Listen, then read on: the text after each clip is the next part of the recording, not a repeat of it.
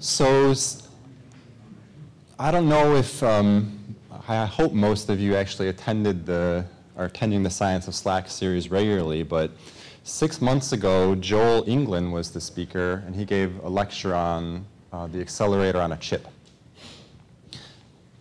During that, Stefan gave the introduction, and sort of before he did that, there was a very exciting announcement made, and there was a YouTube video played, and it was about the topic we're going to hear about today.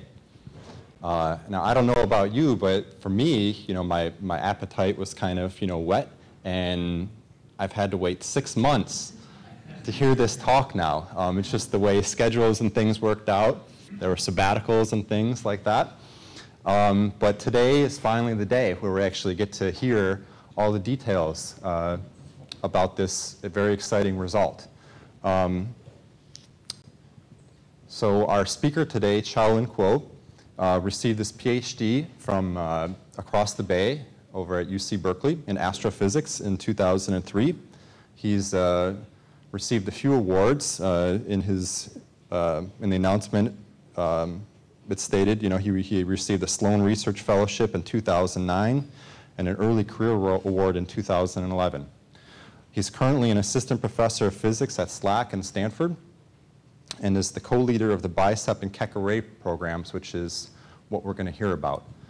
His talk is titled BICEP at the South Pole, Finding Fingerprints of the Big Bang. Please join me in welcoming Xiaolin.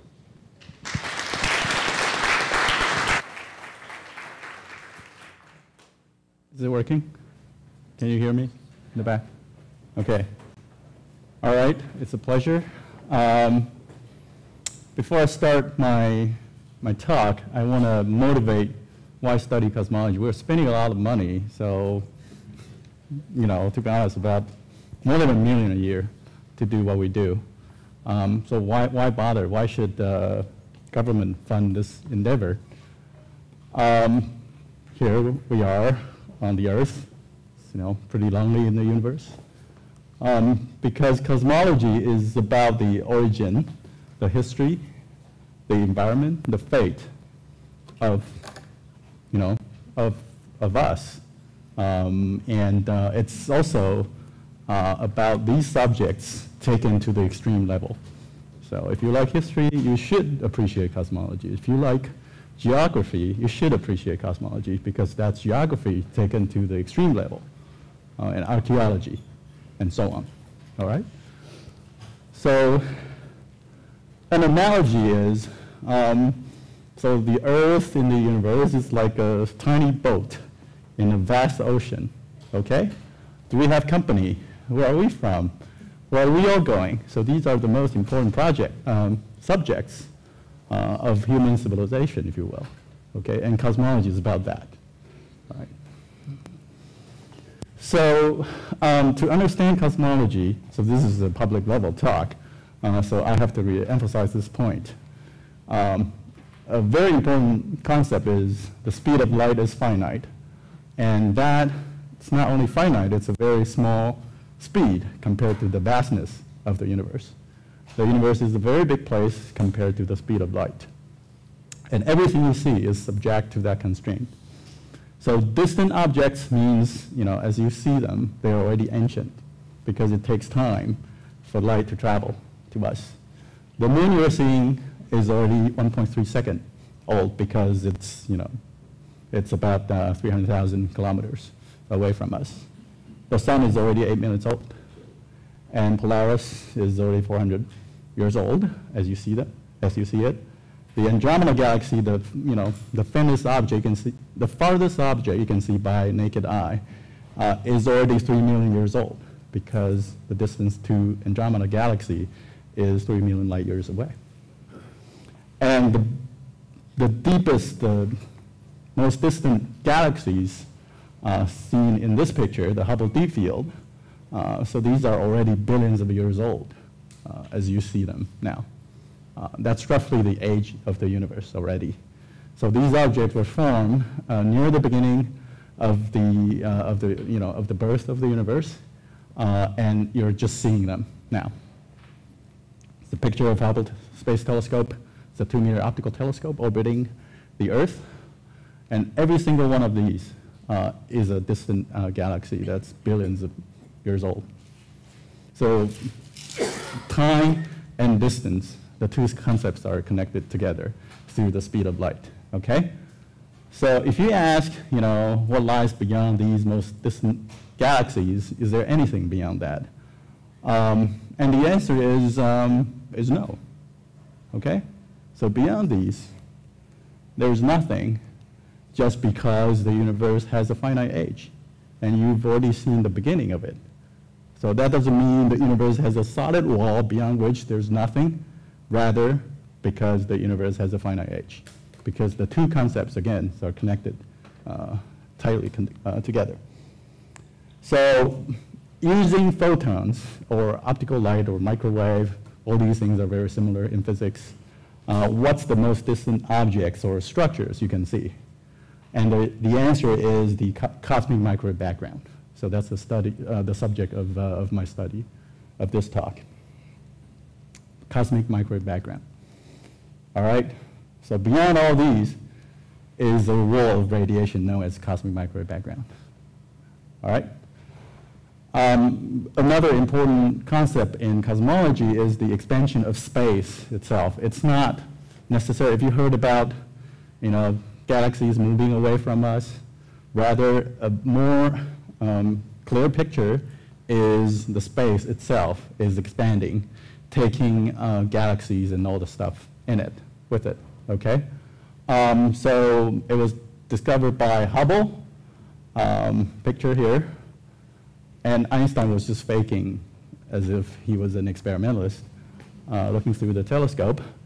And Hubble discovered that the velocity of distant galaxies are moving away from the Earth with a velocity that's proportional to the distance. So that's the simplest explanation to that, we think is the correct explanation, is that the space itself, like the surface of an inflating balloon, is expanding, taking galaxies like dots on the surface of the balloon with it. And because, two dots that are very close to each other has very little rubber in between, that makes, the velocity, receding velocity less, okay? So for this point and this point, there's more rubber in between. So with a constant inflating speed, the recession velocity is larger. So that's the explanation for the Hubble law. But basically, you can think of the universe, the space of the universe, as expanding, taking the stuff with it. So likewise, photons, the wavelength of a photon is being stretched as the universe expands. So it's a phenomenon known as the redshift, but you can think of it as, just a wavelength. It's associated with space, and that wavelength is being stretched as the universe expands. So that leads to this conclusion. Because compressed gas gets heat, okay? You have direct experience when you're pumping a bicycle tire. So if the universe was small, condensed, that means it's hot, okay? Because it's compressed, okay? And all the gas became ionized, or was ionized. And ionized gas is an opaque medium to photons because all the electrons and charged particles scatter photons around, making it opaque, okay? So that means look in any direction, again, because distance is connected to time. At some point, that photon would have been so ancient that it was emitted when the universe was very compressed, very hot, and opaque, okay? So that's kind of connecting all the concepts I just described together, okay? And the conclusion of that is, look in any direction, you see an opaque wall of radiation, a firewall, if you will, and that's known as the cosmic microwave background. And because of the stretching of wavelengths, it used to be ultraviolet or very blue radiation, black body radiation, thermal radiation, and it was stretched in wavelengths to microwave wavelengths. And that's what you see in any direction in the sky. If you had microwave sensitive eyes, you look out, that's what you see. It's brighter, not brighter than the sun, but it's brighter than the stars. It's brighter than the galaxy, okay? And that's all you see, a uniform radiation coming from a firewall that was emitted when the universe was very young. How young was it? It was emitted when the universe, now we know, was about 400,000 years old, okay? 400,000 years after the Big Bang. There was a firewall of radiation, now redshifted, stretched in wavelengths to microwave. And this is what the universe looks like at its earliest visible stage, earliest stage using visible light. So that's a picture of, of that Hubble, deep field taken in optical, basically.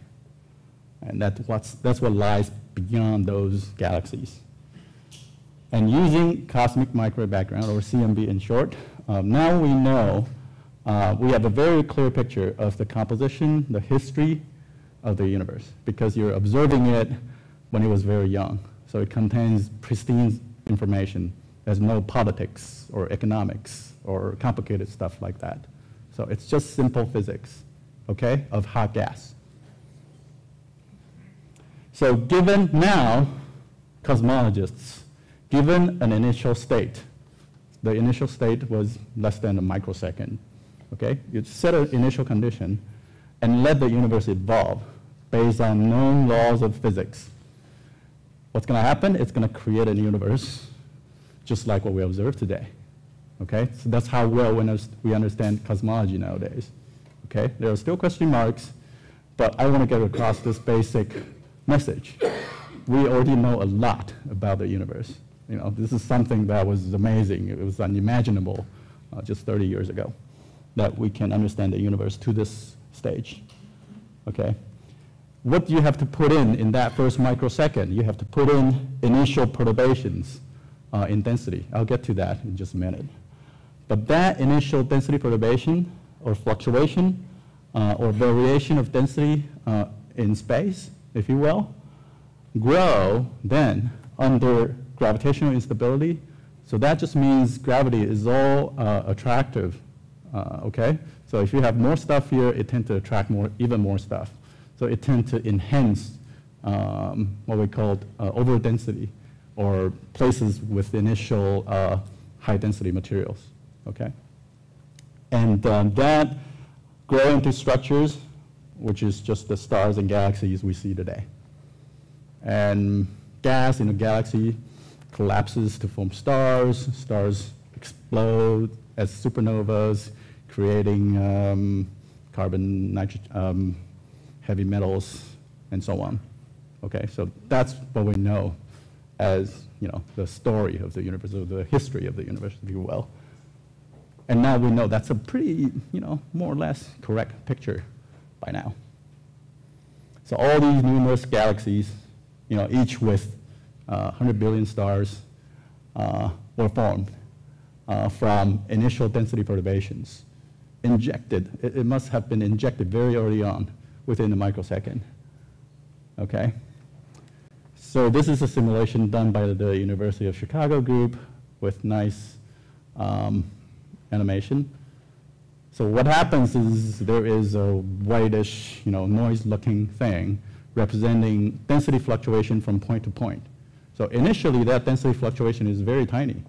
So, but then under gravitational attraction, like I said, places with initially more stuff, steal even more stuff toward it because of the attraction. And that forms the large-scale clusters of galaxies and so on that we observe today. So if you compare this picture to an actual data, okay, there's no difference. So that's how well we know this process. So the question remains, who or what put in that initial, all-important fluctuation, okay? So, of course, that's very important to study. So, first of all, this is the seed for everything, as we know it. This is the seeds for gravitational instability, which created everything. So we like to understand it more. And also, just what process, laid down this initial fluctuation in such a way that it creates the universe as we see it. So we think it's related to quantum mechanical process very early on when the energy density was very high. It's just because of these two reasons, we like to study them in detail. So, and cosmic microwave background is the best way to do it. So like I said, because it's a very clear picture of the baby universe, you're directly seeing the density fluctuation, and you're taking pictures of it. So if you measure the temperature of the cosmic microwave background, like I said, it's now stretched, the wavelength is stretched to microwave wavelength or frequency, 150 gigahertz, or about 10 times the frequency of your cell phone. And you see temperature variation across the sky like this. So this is enhanced. So by and large, it's all 2.7 Kelvin in all direction, but then there's tiny temperature fluctuation on it. If you do something called Fourier analysis, if you don't know what that is, think of your equalizer in your stereo system. So it decomposes the sound into high frequency and low frequency component and plotting the amplitude as a function of frequency. And this is exactly that. This takes a picture like this and plot the amplitude as a function of wavelength. This big blob will show up here, and these tiny noise-looking thing will show up somewhere in here. Okay, so this is frequency, this is amplitude. And what's being shown here is experimental data measured by the Planck satellite released last year, the red points, and a green curve that was from a theoretical calculation. So there was basically perfect agreement between the two. Again, this highlights the degree of knowledge we have of the universe. Okay, this is almost too easy. Okay, because we're not dealing with complicated physics or complicated processes with nonlinear evolution or too many components, too many unknown components. So, the study of cosmic microwave background led to Nobel Prizes, the discovery of the firewall, if you will, and the discovery of the temperature fluctuation on it, and the fact that it looks like a thermal radiation from black body. Okay. As great as it is, we like to know more. Okay, and cosmic microwave background being an opaque firewall of radiation kind of hurts that chain somehow, because all that interesting stuff that happens before that, when the universe was 3 minute old, or a second old, all that stuff is just hidden behind the opaque wall of cosmic microwave background. Especially, we like to know what happened at the very beginning. So we think, something like inflation, which I'll talk about in just one slide. Something like inflation, which is the bang of the Big Bang, if you will. So we know now the universe is expanding. The space is expanding. But what pushes it? What pushes it out in the first place? Okay. We think it's a process known as inflation. We like to study it in greater details. But all of this is hidden from view by that microwave background radiation, because all of this stuff is opaque to photons. Okay. And again, because charged particles scatter photons very effectively. Okay. So what is inflation? So inflation was invented in the early 80s. And like I said, it's kind of the bang of the Big Bang, what pushes everything out in the beginning. Okay? It was invented to explain basically why the universe appears to be smooth on the largest scale. So if you ask me to explain this, it'll take this entire talk if you want me to explain it honestly to you. So remember this, just remember it and just try to figure it out later if you don't know why inflation does that already, okay? Just have this in your memory somehow. But inflation was invented to do that. First, because the universe was observed to be very smooth on the larger scale, and it was odd somehow. It was very odd that the universe appeared to be smooth. And inflation was invented to do just that, and it did so very successfully. So like I said, a firewall hiding interesting stuff from view, from us. So the basic strategy of our experiment is to use something else known as the gravitational waves, okay, which interacts very weakly with all matter to study inflation, okay? And because it interacts so weakly, it can just penetrate through all that opaque wall of hot, dense medium. And we don't try to directly detect this gravitational wave. So first of all, what is gravitational wave?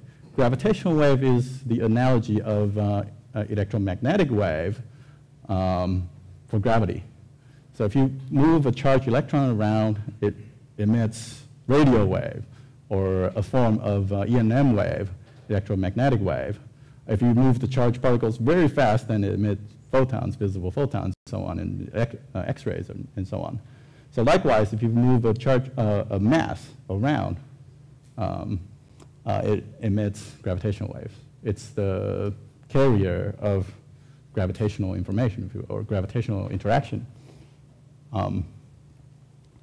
And we don't, like I said, we don't try to directly study that because it interacts very weakly with anything.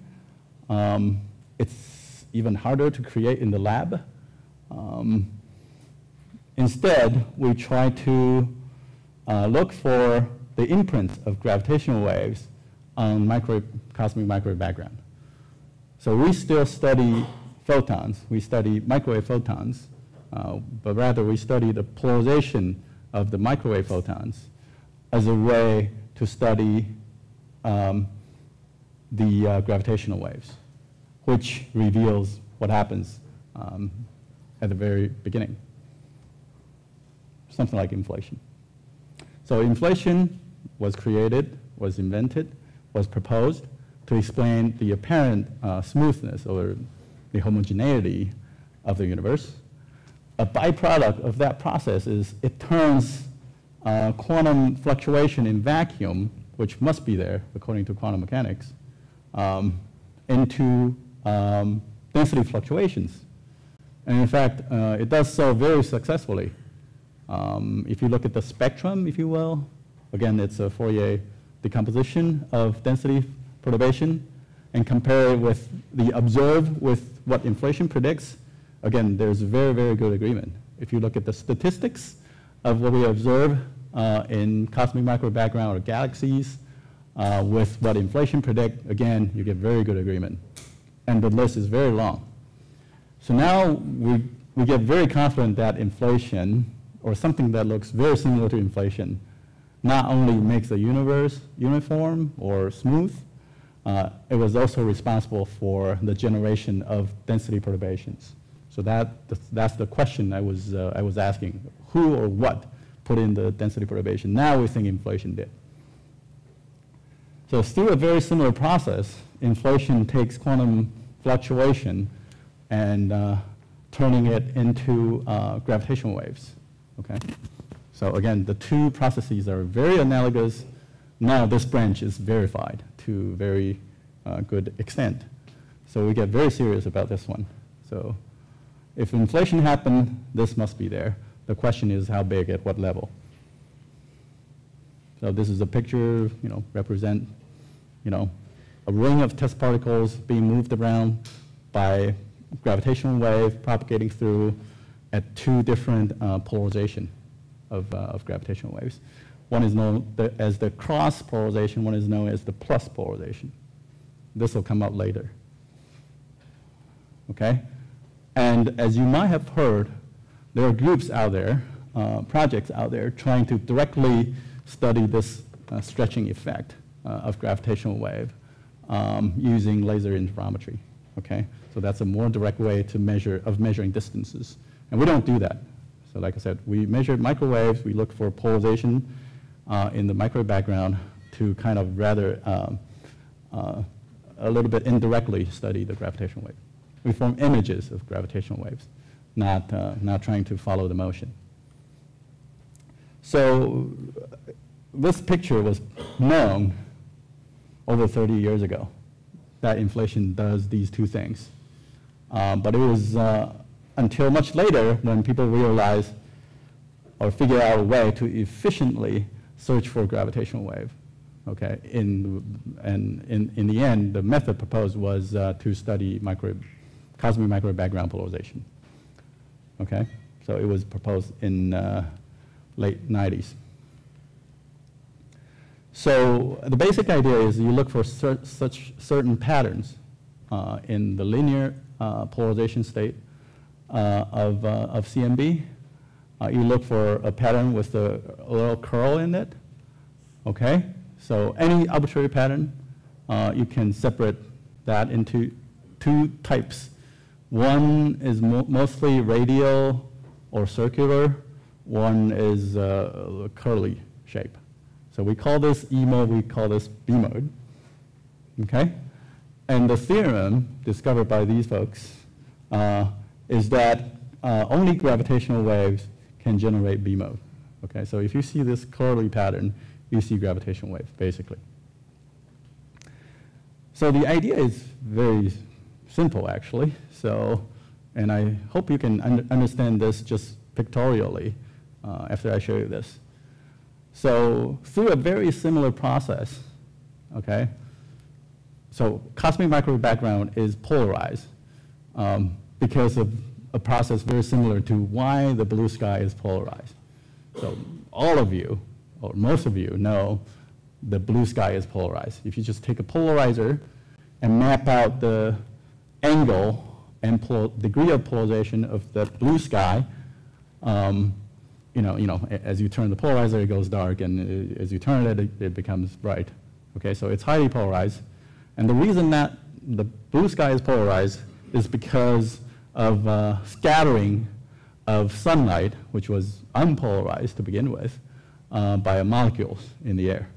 So that process is almost exactly the same as the process that caused CMB, cosmic microwave background, to be polarized. One is known as the Rayleigh scattering, one is known as the Thomson scattering. But it's all about moving the electrons around, and accelerated electrons re-emit photons in a polarized way, related to the motion of the electrons. Okay? So what happens if you just actually take a polarizer? So this is a nice high school science project. Do this. And you'll get an E mode. You'll get a radial pattern around the sun, because all that polarized light is coming from unpolarized sunlight moving the electrons around in this direction, which we radiate in your way. Okay? So it forms a nice radial pattern around the only light source in the sky. And this is entirely E mode polarization. What you will not see, the high school students might get this, and claiming a detection of gravitational wave, but then that experiment is dominated by systematics. But this pattern is not what you will see, because there's no way for this, charged particles around here or molecules around here to polarize sunlight in this direction rather than in this direction. So from symmetry, it has to be in this direction, forming a radial or a purely E mode pattern. So there's no way you get a B mode out of this. Okay. So through a completely same argument with more math, it can show that in cosmic microwave background, once you see B mode, it's not from a simple scattering of density fluctuation or infinitely many point sources with different brightness anywhere. Okay, you just can't do that. Recall that two polarization of gravitational wave. One is plus, one is cross. Okay, so if this cross polarized gravitational wave caused the E mode, on the sky or a circular pattern, you just go to a different polarization, rotate everything by 45 degrees, and you have a purely B mode. Okay? Because of this extra polarization degree of freedom in gravitational wave, if you will, gravitational wave can generate B mode as well as E mode. So density fluctuations, no matter how many suns you have, cannot do that. So that summarized that nice theorem proposed by the theorists in late 90s. So after that was realized, the hunt was on, basically, because there was a very clean way to search for gravitational wave, primordial gravitational wave from inflation, just by mapping out the cosmic microwave background sky in polarization and try to figure out whether there is a curl component in it. So this is a collaboration.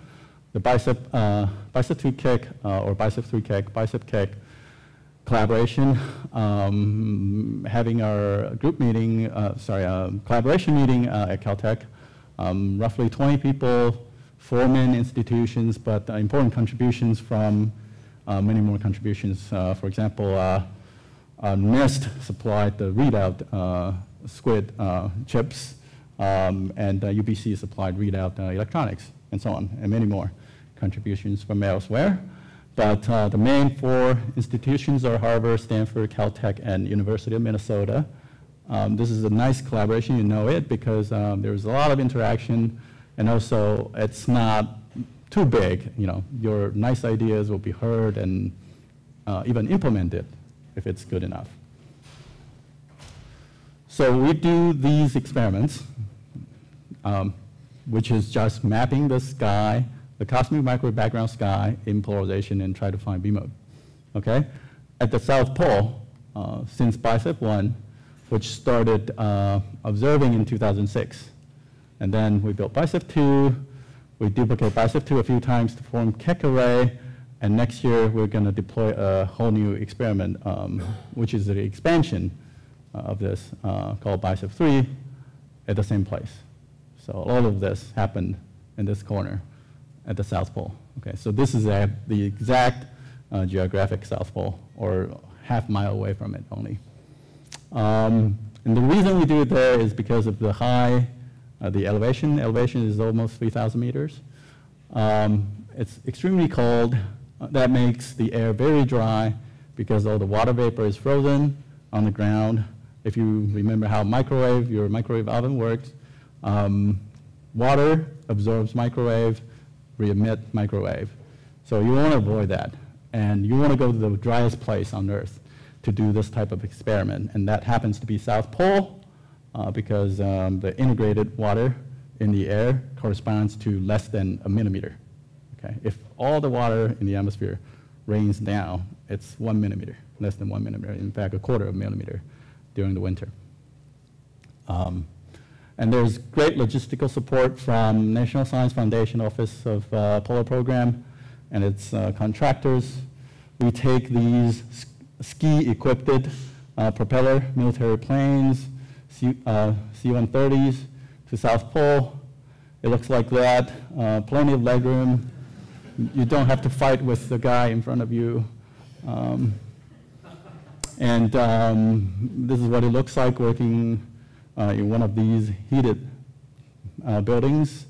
So nowadays, we tend to want to just enclose the entire experiment in a warm, heated environment, except for the window, because all moving parts fail. That's the lesson we learned over the past decade and a half. So no matter what you do, it's going to fail. So you better just keep it warm, except for the window. So it's actually room temperature, basically.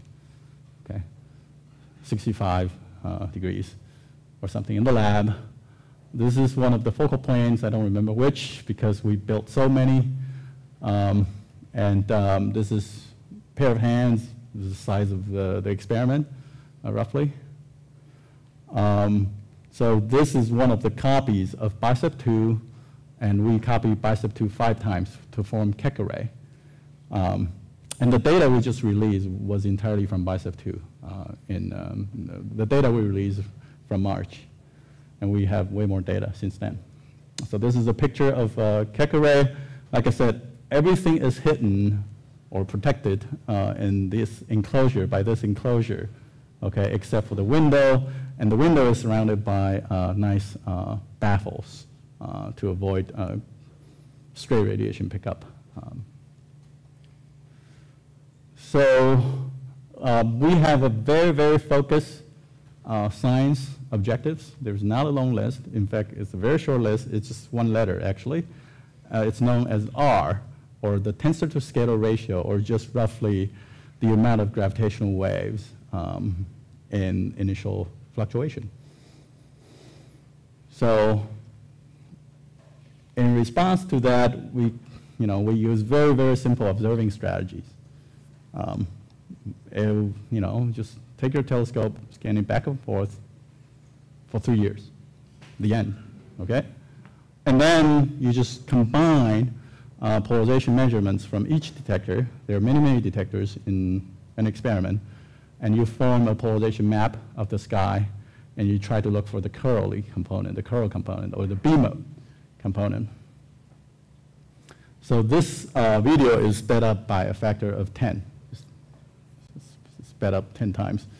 So it takes about a minute to go, back and forth 1 times. So BICEP1 did this for 3 years, and BICEP2, and this is Keck doing it. BICEP3, we sincerely hope it'll do this for another 3 years, gathering a lot of data. Okay, you can see some aurora in the background. You can see the galaxy, and you can see the Earth rotating. Okay? And yeah, it's sped up by a factor of 10. And we normally observe away from the galaxy, okay? Because the galaxy, all the dust in the galaxy actually emits a microwave as well. So we normally scan away from it, as is evident from this video. But sometimes we move around to look at the galaxy, for calibration and just to get some galactic data, if you will. Oh, right there. So we look at the galaxy. And we don't see all that aurora stuff because all of that has been filtered away. But I'm waiting kind of to show you this nice, brilliant aurora. So this happens in the winter. But by that time, before the winter starts, we have to make sure we have a working experiment. So we deployed our experiment in a very short window between November and February 14th. Okay? So on February 14th, everyone leaves, and you better have a working experiment. Okay? Otherwise, come back next year.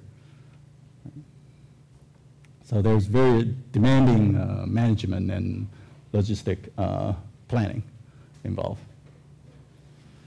But this is the end result for BICEP2, which is the second generation of this program. Okay? So you form polarization maps of the sky. This is tens of degrees, by tens of degrees. Okay? So this is much larger than for example, that Hubble deep field, which is only 2 arcminutes. So that Hubble deep field is like the dot here. Okay? So we scanned a much larger patch of the sky because we expect the inflationary signal, if there's any, to peak at a few degrees. Okay, so that we observe the sky at that angular scales. Okay, and then we take this and we do vector analysis. We do vector calculus to find whether there's any B-mode in it, or that curly pattern. And mostly there's none, okay, once you've done the analysis. It's mostly dominated by the more mundane type E-mode fluctuation, either radial or circular, okay, as you can see already. But if you change the scale, so this is actual data. So now it's mostly E-mode. You see that when you look at only B-mode, it's very small compared to E-mode. But then you change the scale to highlight the B-mode contribution. And what happens is then you compare this with simulations. So we understand our experiment, we understand our scans, we understand our observation very well.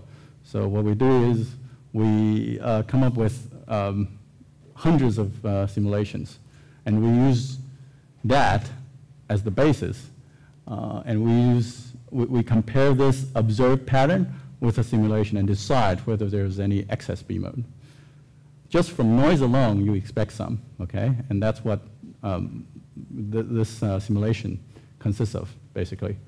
And we realize there's plenty of excess B-mode. So again, I'm talking about real data in BICEP2, okay?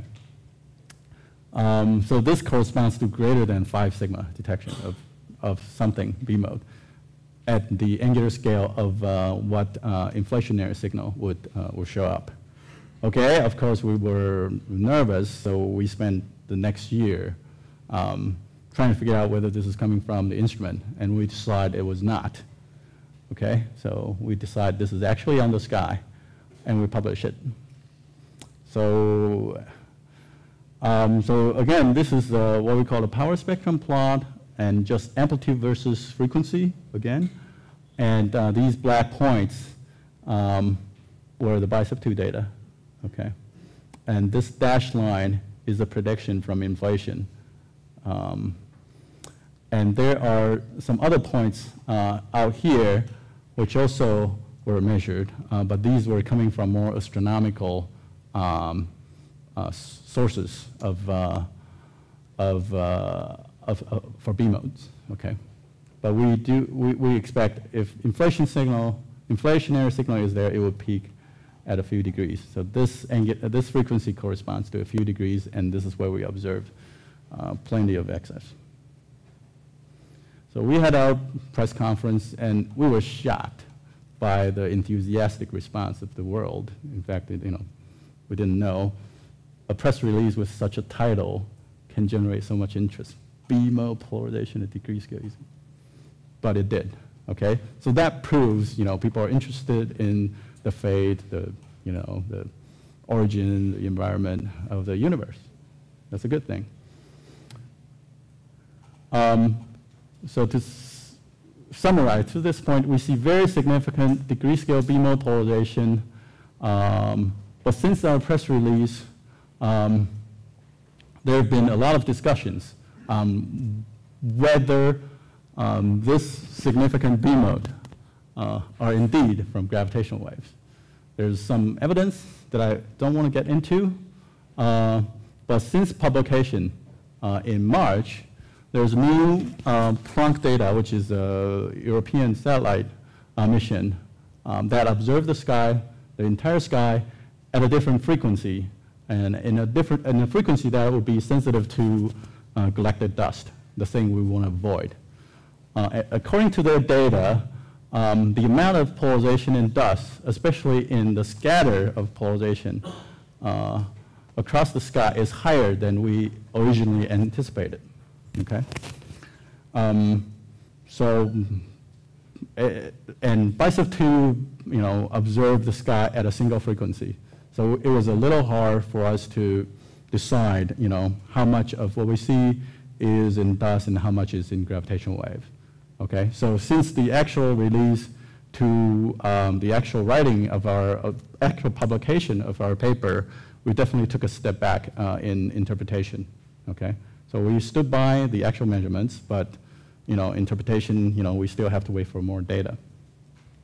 But at the very least, so this entire program, with the publication of BICEP2, just verify this whole approach. So we know our experiment is systematic free, or systematics is subdominant. It's not coming from some funny polarization in our instrument.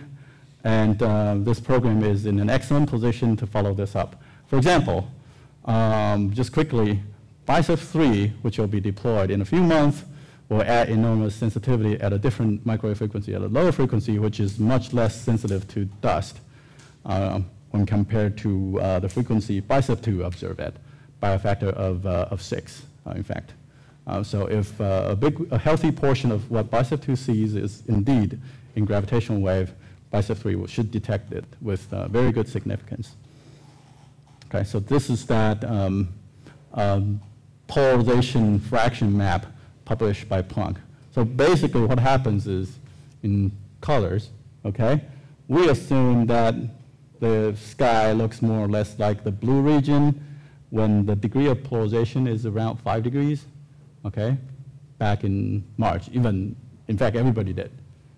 But then this new data release showed there are some regions with very polarized dust on the sky. And BICEP2 is here. You know, the region BICEP2 observed is not included in this data release. So we don't know yet for sure whether we hit one of these very bright, highly polarized dust patches or not. But more data will tell us that. We're actually directly working with Planck people to have a coherent joint analysis, trying to assess the level of dust contamination in our field. So that, again, should come out in the next few months. So this gentleman is Mark Kamikowski. He was one of the few theorists who proposed that nice B-mode theorem. It's all his fault. He wanted us to look for this B-mode polarization, and there goes my 10 years. And he described BICEP2 discovery as a grand slam in the press release. And there's been a lot of discussions, and is this really a grand slam? You know, it's being reviewed. You know, now they have little, you know, okay. It could be a D foul. But we celebrate, you know, D foul. But, you know, I'm just joking. But, you know, we're just reviewing it with, you know, a strict scientific method, if you will. We're trying to be impartial. We're trying to be as honest as we can. And we only care about the actual answer, okay? I can tell you that. Also, you know, we've been asked so many times, I've been asked so many times, did you just prove inflation? You know, first of all, we don't know. But fortunately, there's a correct answer in science that corresponds to nature. But, you know, unlike mathematical theorems, you can't prove a scientific theory. Instead, you can only provide evidence. And, you know, if an evidence is solid and it disfavors the theory, it's ruled out. So usually, it's the other way around. You don't prove theories, you disprove theories. Okay, that's how science works. But fortunately, if you've done this for long enough, that true answer will come out. Okay, and that's basically what's going on. And like I said, we're in an excellent position to follow this up, and we only care about delivering the true answer. So how are we doing this? So, and why, as a SLAC person, should care about, you know, this nice project? Because we're going big. So this line of research is going big. So what is it? So it's a small refractor. So you've seen pictures of it. It's a human size. Has 2 lenses, cooled to cryogenic temperatures.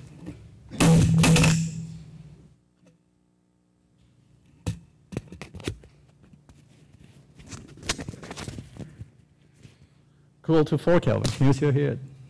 Okay. And then the name of the game is to have many detectors to provide the sensitivity to measure that tiny polarization.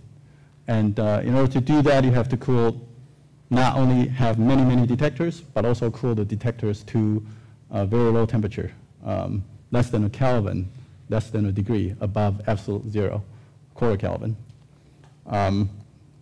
And we're getting very good in doing that here at SLAC.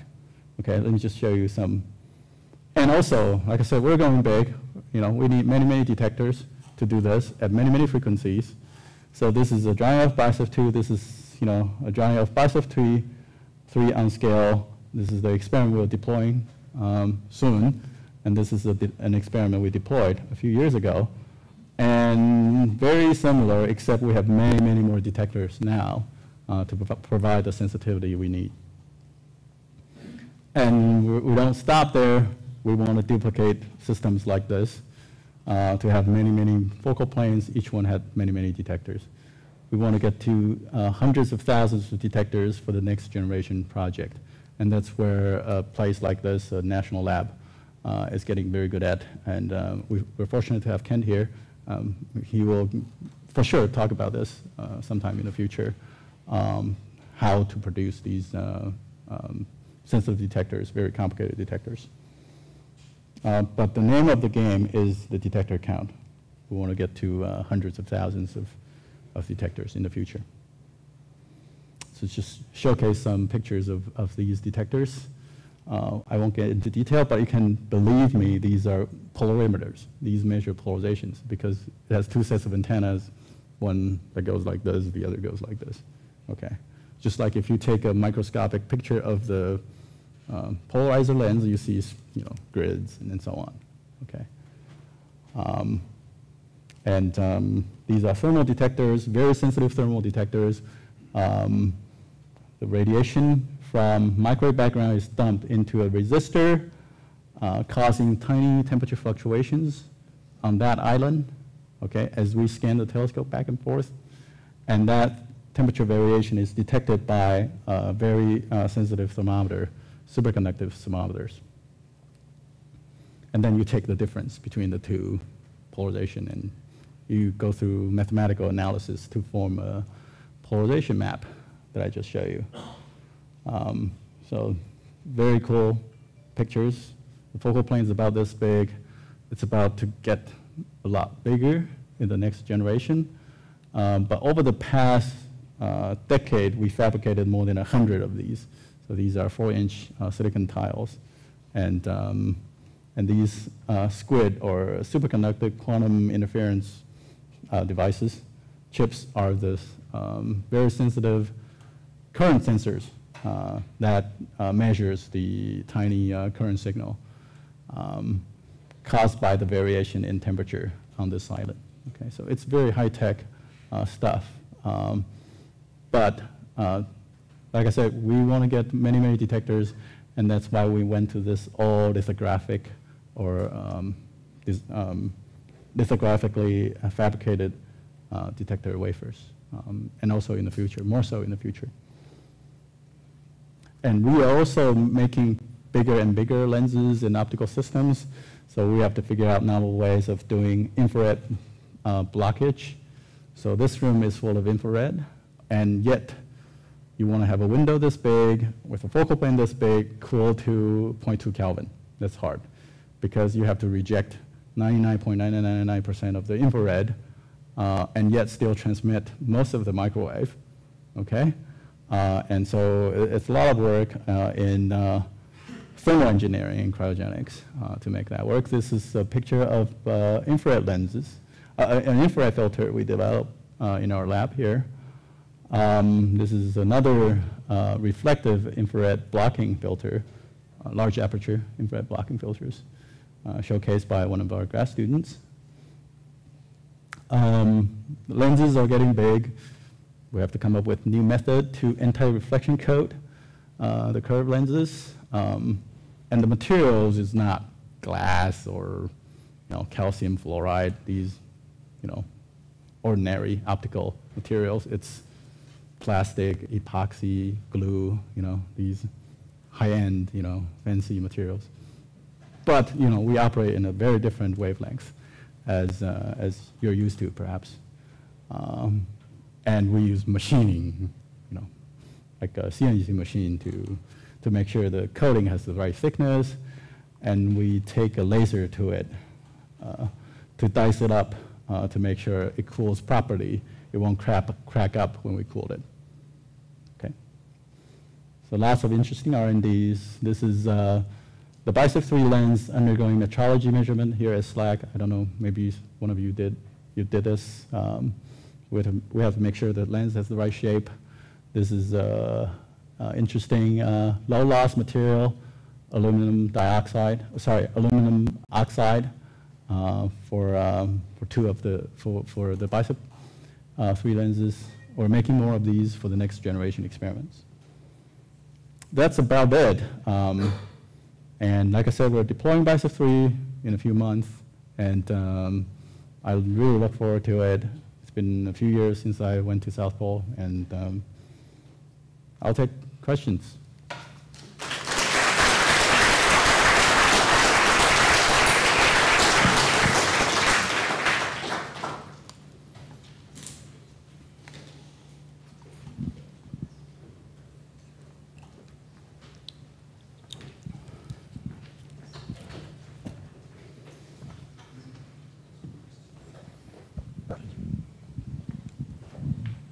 So the other day I heard that the ozone hole is changing over the South Pole also.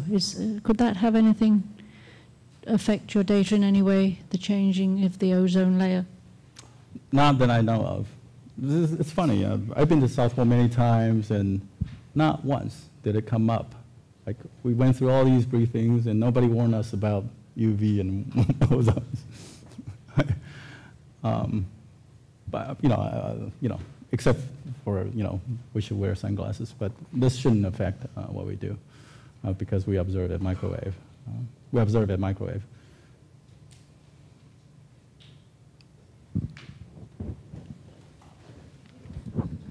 Dumb question, but what does BICEP stand for? I probably don't remember anymore. It's been so long. Yeah, that's. Background imaging of cosmic extragalactic polarization. That sounds great.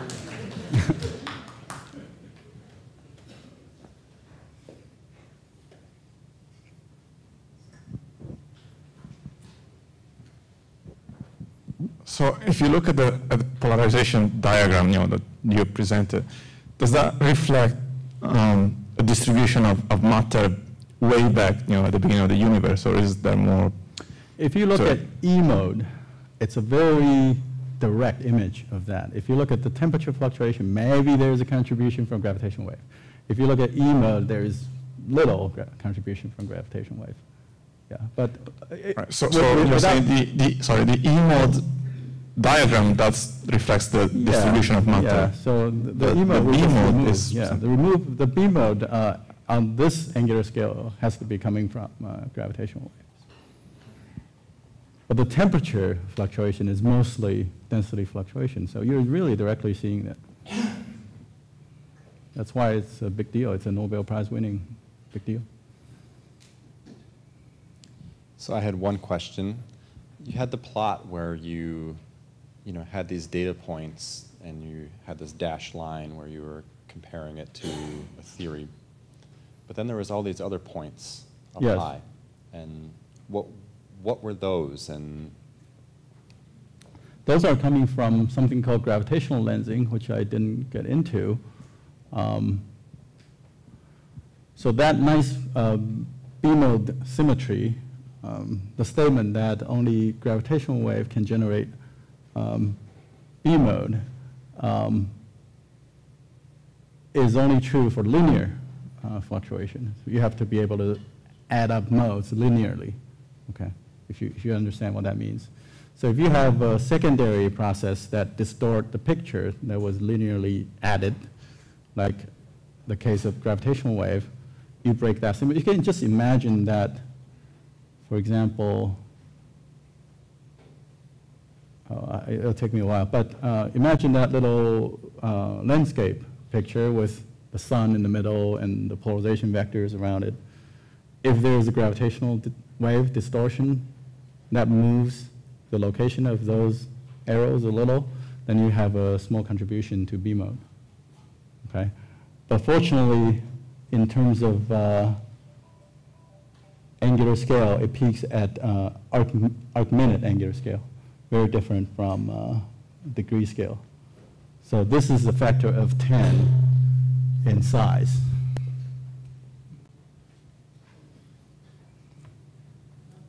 But on itself, it's a whole nother talk. It has very interesting information, cosmology as well. Oh, you're asking about the points on top. So those are attempts to measure B-modes from past decade. And they have very large vertical error bars? Is that why they're not shown? Okay. Upper limits. So these are upper limits. So BICEP1 points were here. Okay.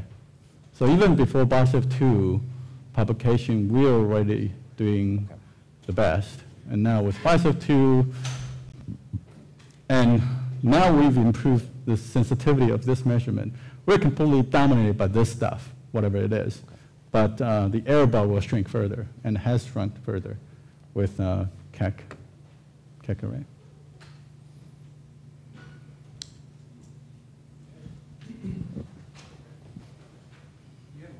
You have a picture nearby of BICEP 1, 2, and 3 on the same picture. Are they on scale? Or are they the same scale? Oh, picture. Okay.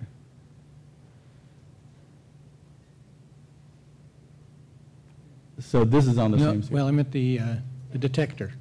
You have 1, 2, and 3 all on the same slide. I've forgotten where.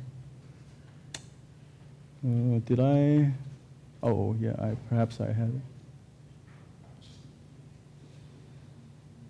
There. Oh, yeah. Yes, roughly. Okay. Roughly. So this is about this big, 30 centimeters. So these detectors, first generation ones, were just hand assembled by a grad student, basically. And later on, we fabricated tiles and tiles of this stuff. This is BICEP2, and Keck had 5 of these observing simultaneously. BICEP3, we have an actual picture now, had similar tiles, but then on a much larger focal plane with many more detectors.